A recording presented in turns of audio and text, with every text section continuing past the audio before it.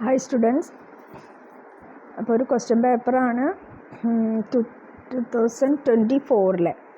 അപ്പോൾ നമ്മൾ question പേപ്പേഴ്സിൽ just ഒരു വട്ടം, അത് ഫസ്റ്റ് ലെവൽ അനാലിസിസ് ആണ്. അപ്പോൾ അതിൽ നമ്മൾ തിയറികളുടെ ഒരു ഭാഗം അതിലേക്ക് നമുക്ക് പോകുന്നു. പിന്നെ ഏതൊക്കെ ഭാഗത്തു നിന്നാണ് പ്രോബ്ലംസ് വന്നിട്ടുള്ളത് നോക്കുക. അപ്പോൾ അതിൽ തിയറി ഏതൊക്കെ വന്നുവെച്ചാൽ അത് പഠിക്കുക. റിപ്പീറ്റേഷൻ വന്നിട്ടുണ്ട് തിയറീസ്, പക്ഷേ എപ്പോഴും റിപ്പീറ്റേഷൻ ആവണമെന്നില്ല. പിന്നെ നിങ്ങൾക്ക് അസൈൻമെൻറ്റിൽ കാണിച്ചിട്ടുള്ള തിയറികളുണ്ടല്ലോ തന്നിട്ട്, അതും പഠിക്കണം. അപ്പോൾ അതിൽ ആൻസേഴ്സ് ഉള്ള അസൈൻമെൻറ്റ് നിങ്ങളുടെ കയ്യിലുണ്ടല്ലോ, അപ്പോൾ നിങ്ങൾക്ക് അറിയാം എന്താണ് എഴുതേണ്ടതെന്നൊക്കെ. ഓക്കെ, അപ്പോൾ ഇവിടെ ഫിനാൻഷ്യൽ അക്കൗണ്ടിങ് 3 hours 100 marks. പിന്നെ ആൻസർ ഇനി 5 question ആണ് തന്നിട്ടുള്ളത്. അപ്പം നമുക്ക് മൊത്തം തന്ന ക്വസ്റ്റ്യന് ഏതെങ്കിലും 5 എഴുതിയാൽ മതി. അപ്പോൾ അതിൽ നമ്മൾ ശ്രദ്ധിക്കാനുള്ളത് എ പാർട്ട് ബി പാർട്ടൊക്കെ ഉണ്ടാവും. അപ്പോൾ ആ ഒരു സെക്ഷനിൽ എയും ബിയും നിങ്ങൾ എഴുതേണ്ടി വരും, അത് കമ്പൽസറിയാണ്. പിന്നെ അടുത്ത ക്വസ്റ്റ്യനിലാണ് എയും ബി ആണെങ്കിൽ അത് വേറെ, അങ്ങനെ. അപ്പോൾ അതൊക്കെ നിങ്ങൾക്ക് അറിയുന്ന കാര്യം തന്നെയാണ്, എന്നാലും പറഞ്ഞതേ ഉള്ളൂ. പിന്നെ ഇതിൽ ഫസ്റ്റ് ക്വസ്റ്റ്യൻ ഞാൻ പറഞ്ഞില്ലേ, ഫസ്റ്റ് നമ്മുടെ ഭാഗത്തു നിന്ന് എപ്പോഴും ആ ഒരു ക്വസ്റ്റ്യൻ എന്തായാലും അധികം വരുന്നുണ്ട്. ഏതൊരു സബ്ജക്റ്റ് ആണെങ്കിലും അതിൻ്റെ ഫസ്റ്റ് ഭാഗം അതിൽ നിന്ന് ക്വസ്റ്റ്യൻസ് എപ്പോഴും ഉണ്ടാവും. Discuss the objectives and functions of accounting. വളരെ സിമ്പിളായിട്ടുള്ളൊരു ക്വസ്റ്റ്യൻ ആണ്. എന്താണ് അക്കൗണ്ടിങ്ങിൻ്റെ ഒബ്ജക്റ്റീവ്സ്, എന്താണ് അക്കൗണ്ടിങ്ങിൻ്റെ ഫങ്ഷൻസ്? സിമ്പിളാണ്. ഓക്കെ, അപ്പോൾ അതിന് ഉണ്ടോ 2 സബ് ക്വസ്റ്റ്യൻ ഉണ്ട് അല്ലേ, അതായത് 20 മാർക്കിൻ്റെ ക്വസ്റ്റ്യൻ ആണ്. അപ്പോൾ അതിൽ സബ് ആയിട്ടാണ്. അപ്പോൾ എ പറഞ്ഞിട്ട് ക്വസ്റ്റ്യൻ വന്നിട്ടുള്ളത് discuss the objectives and functions of accounting. അപ്പോൾ അത് ഫുള്ളായിട്ട് ശരിയായ 8 മാർക്കിനാണ്. അപ്പോൾ അത് മാക്സിമം എഴുതണം. 8 മാർക്ക് എന്ന് പറയുമ്പോൾ അത്യാവശ്യം എഴുതന്നെ വേണം, ഒരു പേജ് തന്നെ എഴുതണം. ഒബ്ജക്റ്റീവ്സും ഫങ്ഷൻസും 1.5 പേജോളം വരാം. പിന്നെ ഒരു 1.5 പേജോളം 2 പേജോളം വരുന്ന അടുത്ത ക്വസ്റ്റ്യൻ. അതിലടുത്ത ക്വസ്റ്റ്യൻ എന്താണ്? Write about the basic accounting concept and conventions. Accounting concept, accounting conventions ഒക്കെ ഉണ്ടല്ലോ, to be observe while recording transactions and events in the books of account. എന്തൊക്കെയാണ് accounting concept? Going concern concept, അങ്ങനെ കുറേ concept ഇല്ലേ. പിന്നെ accounting conventions ഉണ്ട്. അപ്പോൾ അതൊക്കെ നോക്കുക, അത് നിങ്ങളുടെ മെറ്റീരിയൽ ഉണ്ടായിരിക്കും. നിങ്ങൾക്ക് കിട്ടിയില്ലെങ്കിൽ അപ്പോൾ ചോദിക്കുക. ഓക്കെ, ഫസ്റ്റ് ചാപ്റ്റർ പഠിച്ച് തുടങ്ങാം നിങ്ങൾക്ക്. ഇനി ഇത് ഫുൾ പോർഷൻ കഴിയാൻ കാത്തിരിക്കേണ്ട ആവശ്യമില്ല. ഫസ്റ്റ് ചാപ്റ്റർ തിയറിയാണ്, അത് പഠിച്ച് തുടങ്ങാം. അപ്പോൾ അതിൽ പ്രധാനപ്പെട്ട ക്വസ്റ്റ്യൻസ് നമ്മൾ മാർക്ക് ചെയ്യാം. അപ്പോൾ ഈ ക്വസ്റ്റ്യൻ പേപ്പർ എടുത്ത് നോക്കുക, എന്നിട്ട് ഇതിൽ ഫസ്റ്റ് ബ്ലോക്കിൽ നിന്ന് വന്നിട്ടുള്ള ക്വസ്റ്റ്യൻസ് മാർക്ക് ചെയ്യുക. മാർക്ക് ചെയ്ത ക്വസ്റ്റ്യൻസ് സ്ട്രെസ് ചെയ്ത് പഠിക്കുക എന്ന് വെച്ച് ബാക്കിയുള്ളത് പഠിക്കാതിരിക്കരുത്, ബാക്കിയുള്ളതും വായിക്കുന്നേ വേണം. ഓക്കെ, മാറിയിട്ടാണ് ചോദിക്കുന്നത്. അപ്പോൾ ഇത് 2, 12, 8 അല്ലേ, 20 മാർക്കിന് ആ ഭാഗത്തുനിന്ന് ക്വസ്റ്റ്യൻ വന്നു. പിന്നെ അടുത്ത ക്വസ്റ്റ്യൻ എന്താണ്? Explain the accounting principles govern the measurement of accounting income. Okay, എന്തൊക്കെയാണ് പ്രിൻസിപ്പിൾസ്, എന്തൊക്കെയാണ് measurement of accounting income? Accounting income measure ചെയ്യുമ്പോഴത്തെ പ്രിൻസിപ്പിൾസ് എന്തൊക്കെയാണ്, അതിൻ്റെ ഒബ്ജക്റ്റീവ്സ് എന്തൊക്കെയാണ്? അപ്പോൾ ഇതിൽ 5, 5, 10 മാർക്ക്, ഒരെണ്ണത്തിൽ തന്നെ 2 ക്വസ്റ്റ്യൻ വന്നു. പിന്നെ അടുത്തത് നമ്മൾ പഠിച്ചതാണ് അല്ലേ, ഞാൻ എടുത്ത ഭാഗത്തു നിന്നുള്ളതാണ്. വളരെ എളുപ്പം. What do you mean by trial balance? Trial balance എന്താണ്? Discuss the main objectives and limitation of trial balance. Trial ബാലൻസിൻ്റെ ഒബ്ജക്റ്റീവ്സ് എന്താണ്, ലിമിറ്റേഷൻസ് എന്താണ്? ഓക്കെ, അപ്പോൾ അത് പഠിക്കുക. പിന്നെ അടുത്തത് single column cash book. Cash ബുക്കിലത്തെ ഒരു പ്രോബ്ലമാണ്, 20 മാർക്കിന് ചോദിച്ചിട്ടുള്ളതാണ്. വലിയ ബുദ്ധിമുട്ടൊന്നുമില്ല ക്യാഷ് ബുക്ക്, വിചാരിക്കുന്നു നിങ്ങൾക്ക് എങ്ങനെയായിരുന്നു എന്നറിയില്ല. അപ്പോൾ അത് എഴുതുക, ക്യാഷ് ബുക്ക് പ്രിപ്പയർ ചെയ്യുക, അറിയാമല്ലോ.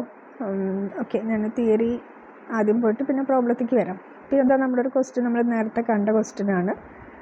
What you understand by depreciation? Describe the various methods of depreciation. Explain the need of providing depreciation.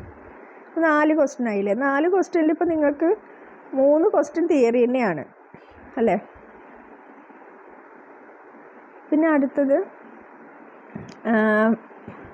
Mister Raghav of Delhi purchased the required machine 1st April 2019. 65,000 engaged Kathmandu to erect the unit who charged 5,000 and agreed erection charges 5,000 ആണ്. wait a month for his payment. The machinery was depreciationൻ്റെ problem ആണ് കേട്ടോ. മെഷീനറിയുടെ ഡിപ്രീസിയേഷനാണ് നമ്മൾ revision ടൈമിലാണ് problem ചെയ്യുന്നത്. അപ്പോൾ ഈ question പേപ്പറിലെ problem നമ്മൾ ചെയ്യും.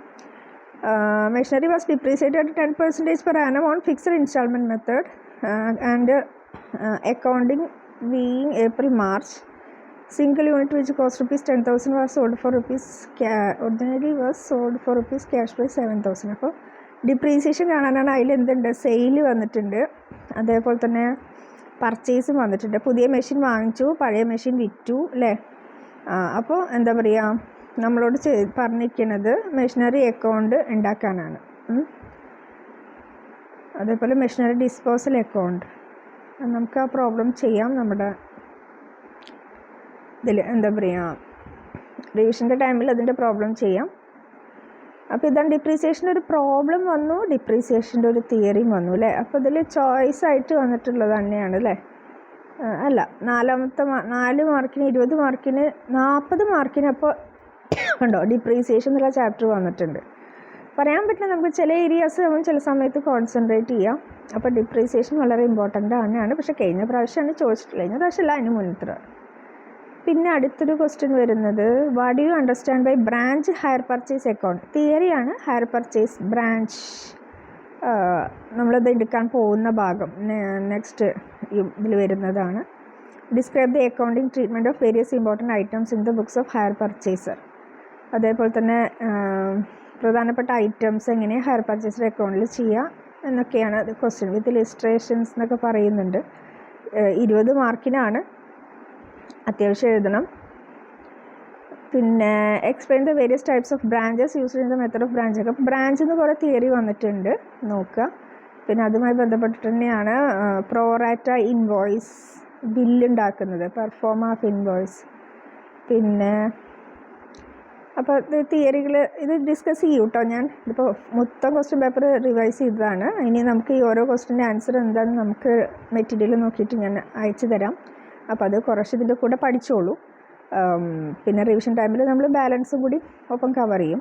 പിന്നെ അടുത്ത് നിന്ന് ജോയിൻറ്റ് വെഞ്ചറിൻ്റെ ഒരു പ്രോബ്ലം വന്നിട്ടുണ്ട്.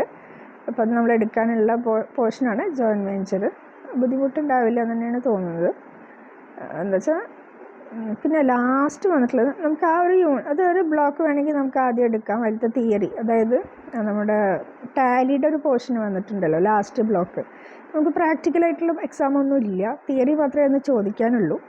നമ്മൾ എല്ലാ ക്വസ്റ്റ്യൻസിലും കാണുന്നൊരു ക്വസ്റ്റ്യൻ ഇതാണ്, rights on the following computerised card is computer accounting, creation of voucher and it's uses. Okay, അപ്പോൾ നമുക്ക് ഈ 2 ക്വസ്റ്റ്യനും ഇതാണ് എല്ലാ ക്വസ്റ്റ്യൻ പേപ്പറിലും അധികം ചോദിച്ചിട്ടുള്ളത്, വൗച്ചർ ക്രിയേഷൻ. അപ്പോൾ അതുകൂടി നമുക്ക് വേണമെങ്കിൽ തിയറി എടുക്കുന്നതിൻ്റെ കൂട്ടത്തിൽ എടുത്തു തരാം. അപ്പോൾ നിങ്ങൾക്ക് കുറച്ചുകൂടി എളുപ്പമാവും. ഓക്കെ, ഇതിൽ കണ്ടില്ല പ്രോബ്ലത്തിനേക്കാൾ കൂടുതൽ തിയറിയാണ്. അപ്പോൾ നോക്കി നോക്കും ഇതിൽ എത്ര പ്രോബ്ലം ചോദിച്ചിട്ടുണ്ട്. 9 ക്വസ്റ്റ്യനിൽ നിങ്ങൾക്ക് ഇത് ഡിപ്രീസിയേഷനാണ് ചോയ്സും ഇതും തിയറി ഒരു പ്രോബ്ലം വന്നിട്ടുള്ളൂ. അല്ല, 2 സെപ്പറേറ്റ് തന്നെയാണ് അല്ലേ. 5 ക്വസ്റ്റ്യനിൽ നിങ്ങൾക്ക് എന്ത് എഴുതാം, ഫങ്ഷൻസ് ഓഫ് അക്കൗണ്ടിങ്.